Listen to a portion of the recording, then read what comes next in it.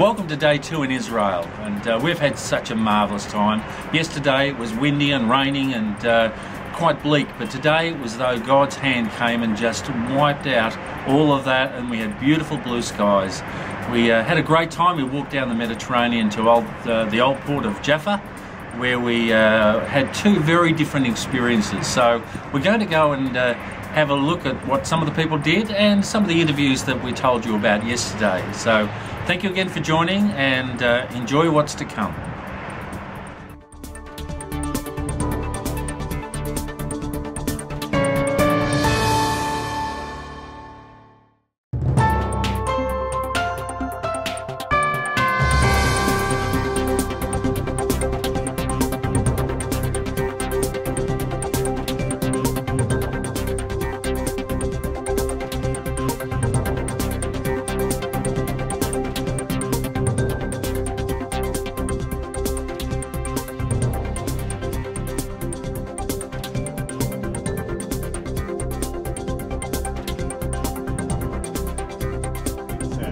And so God had to turn Jonah around, and at the end of the story say, look, you were concerned about this little plant that I made for you, and that it grew up and it was keeping you from experiencing trouble. But you were so concerned about that little plant, you had nothing to do with it coming into existence.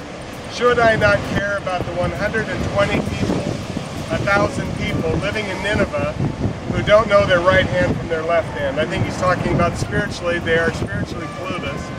Should I not care about these people? And then if you transport yourself 800 years into the future, roughly, we'll come down a little bit and we'll see the house of Simon the Tanner, and it's probably not where it really was, as many of the places that we come to in Israel will be true of. But Peter was staying there. And up until that time, the gospel had pretty much just only gone to the Jews. The persecution of Stephen in Acts 7, end of chapter 7, Acts 8. The people scattered, Christians scattered, and some people began sharing their faith with other people besides Jews. But it was here in Jaffa that Peter had this vision of the animals coming down in a big sheet, and God said, arise, kill and eat. And Peter said, never, I've never touched anything unclean before. And 3 times God says the same thing. He says, don't call what I have made clean unclean. What do you do in Sri Lanka? I'm a pastor. I have a small church with 50 members. And we'd been talking about coming to Israel for years, and we thought this is it. So after some prayer we pressed the button and signed up. And what is there anything that you're hoping to sort of achieve from being here?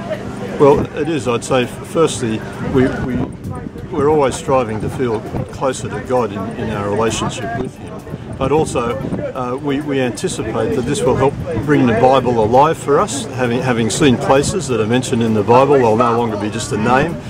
We'll be able to put a place to the name. Yes. Yeah. Yes. And just to have walked where Jesus walked, this is really something very special that we're looking forward to. And the apostles, and it's just so amazing. You know, you look back thousands of years, and then here we can be in the same place, see the same sea and area to